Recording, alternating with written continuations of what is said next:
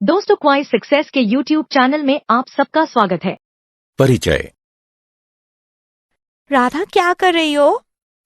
वाह, ये तो बहुत सुंदर है। तुमने इसे कैसे बनाया?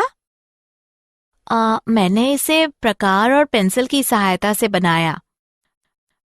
लेकिन क्या इस वृत्त को बनाने के लिए हमें सचमुच प्रकार और पेंसिल की आवश्यकता पड़ती है? हाँ, एकदम सही आकृति बनाने के लिए हमें इन सभी रेखा गणितीय उपकरणों की आवश्यकता पड़ती है। क्या तुम इस कोण को देख सकती हो? हाँ, यह 30 अंश का कोण है। मैंने इसे प्रकार और स्केल की सहायता से बनाया है। लेकिन कैसे? मैं भी ये सीखना चाहती हूँ। मेरे साथ आओ, मैं तुम्हें सिखाती हूँ। उद्देश्य। इस पाठ के अंत में आप निम्न करने में सक्षम हो जाएंगे। एक दिए गए कोण को द्विभाजित करना, एक दिए गए रेखाखंड के लंबवर्धक की रचना करना,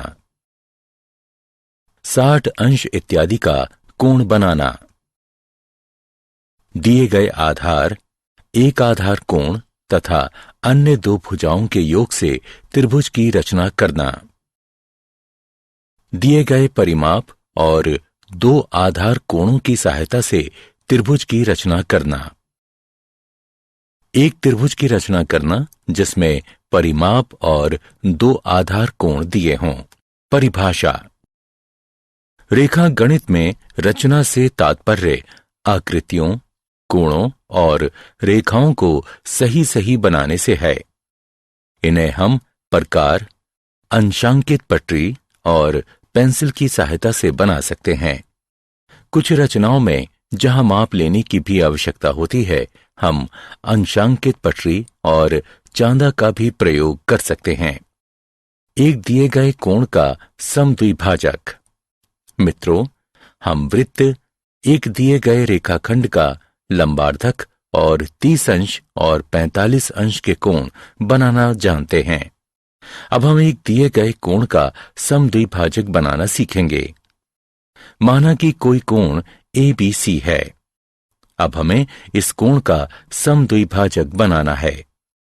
सबसे पहले हम B को केंद्र मानकर किसी भी त्रिज्या का कोई चाप लगाएंगे जो BA और BC किरणों को क्रमशः E और D पर प्रतिच्छेदित करेगा। फिर D को केंद्र मानकर DE की आधी लंबाई से अधिक की त्रिज्या लेकर हम एक चाप लगाएंगे।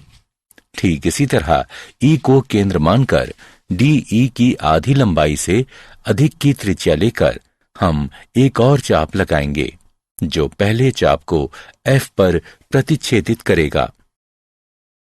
अब हम किरण BF खींचेंगे। यही किरण BF कोण ABC की समद्विभाजक है। हम कैसे कह सकते हैं कि BF एक कोण समद्विभाजक है? चलिए इसे सिद्ध करते हैं। DF और EF को मिला दीजिए। अब त्रिभुजों BEF और BDF में BE बराबर BD, क्योंकि ये एक ही चाप की त्रिज्या हैं। EF बराबर DF, क्योंकि ये भी बराबर त्रिज्या की चाप हैं। BF बराबर BF, जो कि दोनों में है। इसलिए SSS समरूपता नियम के अनुसार त्रिभुज BEF सर्वांग है त्रिभुज BDF के, जिससे हमें कोण EBF बराबर कोण DBF प्राप्त होता है। इसलिए BF एक कोण द्विभाजक है। दिए गए रेखाखंड का लंबार्धक। अब हम एक दिए गए रेखाखंड के लंबार्धक की रचना करना सीखेंगे। एक रेखाखंड AB है। हम इसके लंबार्धक की रचना करना चाहते हैं। रचना के चरण। सबसे पहले A को केंद्र मानकर AB की लंबाई के आधे से अधिक की त्रिज्या लेकर रेखाखंड AB के दोनों ओर एक एक चाप लगाइए। ठीक इसी तरह B को केंद्र मानकर उसी त्रिज्या के एक एक चाप रेखाखंड AB के दोनों ओर लगाइए। जो पहले वाले दोनों चाप को क्रमशः P और Q पर प्रतिच्छेदित करेगा। अब PQ को मिला दें। PQ AB को M बिंदु पर प्रतिच्छेदित करेगी। यही रेखा PMQ रेखाखंड AB की अभीष्ट लंबार्धक है। चलिए सिद्ध करते हैं कि PMQ रेखाखंड AB का लंबार्धक है। A और B को P तथा Q से मिलाकर AP, AQ, BP और BQ बनाइए। अब PAQ और PBQ त्रिभुजों में AP बराबर BP क्योंकि ये बराबर त्रिज्या की चाप हैं, AQ बराबर BQ क्योंकि ये भी बराबर त्रिज्या की चाप हैं, PQ बराबर PQ ये दोनों में हैं। इसलिए SAS समरूपता नियम के अनुसार त्रिभुज PAQ सर्वांगसम है त्रिभुज PBQ के। इसलिए CPCT द्वारा कोण APM बराबर है कोण BPM के। अब त्रिभुजों PMA और PMB में AP बराबर BP बराबर त्रिज्या की चाप, PM बराबर PM ये दोनों में हैं। कोण APM बराबर कोण BPM जैसा कि ऊपर सिद्ध हो चुका है। इसलिए SAS समरूपता नियम के अनुसार त्रिभुज PMA सर्वांगसम है त्रिभुज PMB के। इसलिए AM बराबर BM और कोण PMA बराबर कोण PMB CPCT के द्वारा। रैखिक युग्म अभिगृहित का प्रयोग करते हुए कोण PMA जमा कोण PMB बराबर 180 डिग्री, अथवा हम इसे ऐसे भी लिख सकते हैं कोण PMA बराबर कोण PMB बराबर 90 डिग्री। इसलिए PM जो PMQ है रेखाखंड AB का लंबार्धक है। मूल्यांकन। आगे बढ़ने से पहले आइए देखते हैं आपने कितना सीखा है। सही विकल्प पर क्लिक करें। 60 अंश का कोण। हम 30 अंश और 45 अंश के कोणों की रचना करना जानते हैं। अब हम किसी दी गई किरण के प्रारंभिक बिंदु पर 60 अंश के कोण की रचना करना सीखेंगे। एक किरण AB है जिसका प्रारंभिक बिंदु A है। हम एक ऐसी किरण AC की रचना करना चाहते हैं जिससे कोण CAB बराबर 60 अंश हो। रचना के चरण। A को केंद्र मानकर किसी भी त्रिज्या का एक वृत्त का चाप लगाइए जो AB को किसी बिंदु पर प्रतिच्छेदित करेगा। माना कि वह बिंदु D है। अब D को केंद्र मानकर पहले वाली ही त्रिज्या का एक और चाप लगाइए जो पहले वाले चाप को किसी बिंदु पर प्रतिच्छेदित करेगा। माना कि वह बिंदु E है। अगले चरण में E से होते हुए किरण AC खींचिए। यही कोण CAB 60 अंश का अभीष्ट कोण है। अब चलिए देखते हैं हम इस विधि से किस प्रकार 60 अंश का अभीष्ट कोण प्राप्त करते हैं। DE को मिला दीजिए। तब रचना के अनुसार AE बराबर AD बराबर DE है। इसलिए त्रिभुज EAD एक समबाहु त्रिभुज है। त्रिभुज EAD भी एक समबाहु त्रिभुज है क्योंकि कोण CAB 60 अंश का है। एक त्रिभुज की रचना। दिए गए आधार, एक आधार कोण तथा अन्य दो भुजाओं के योग की सहायता से त्रिभुज की रचना करना। ABC कोई त्रिभुज है। BC जिसमें आधार, B एक आधार कोण और AB जमा AC त्रिभुज ABC की अन्य दो भुजाओं का योग है। हमें त्रिभुज ABC की रचना करनी है। रचना के चरण। 1. आधार BC खींचें और बिंदु B पर दिए गए कोण के बराबर एक कोण XBC बनाएं। अगले चरण में किरण BX से AB जमा AC के बराबर एक रेखाखंड BD काटें। अब DC को मिला दें और कोण BDC के बराबर एक कोण DCY बनाएं। CY BX को प्रतिच्छेदित करेगी। यही त्रिभुज ABC हमारा अभीष्ट त्रिभुज है। आइए देखते हैं कि ABC किस प्रकार एक त्रिभुज है।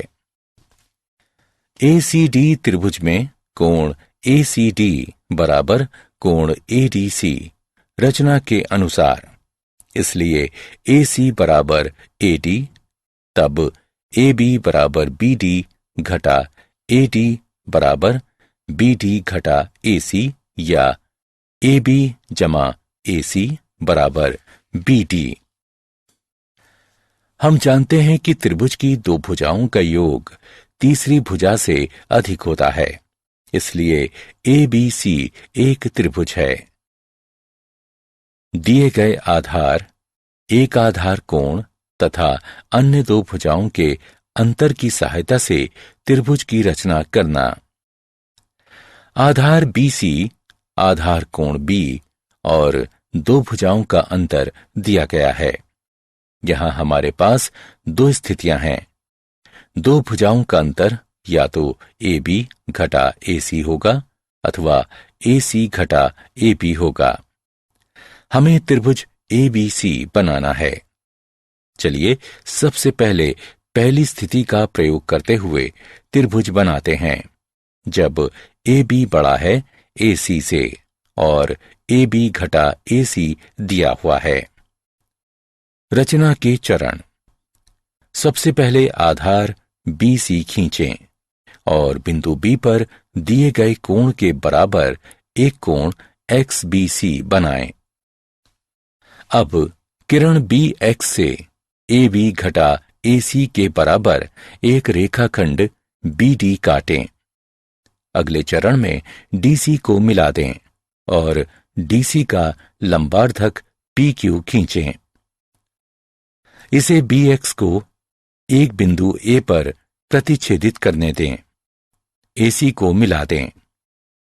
यही ABC हमारा अभीष्ट त्रिभुज है। चलिए अब दूसरी स्थिति का प्रयोग करते हुए त्रिभुज बनाते हैं, जिसमें AB छोटा है AC और AC घटा AB जो दिया गया है। रचना के चरण।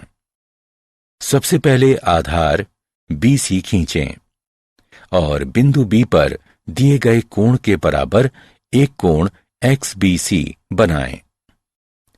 अब किरण BX से AC घटा AB के बराबर एक रेखाखंड BD काटें। अगले चरण में DC को मिला दें और DC का लंबार्धक PQ खींचें। PQ को BX को एक बिंदु A पर प्रतिच्छेदित करने दें। AC को मिला दें। यही ABC हमारा अभीष्ट त्रिभुज है। चलिए दिए गए परिमाप और दो आधार कोणों की सहायता से एक त्रिभुज की रचना करें।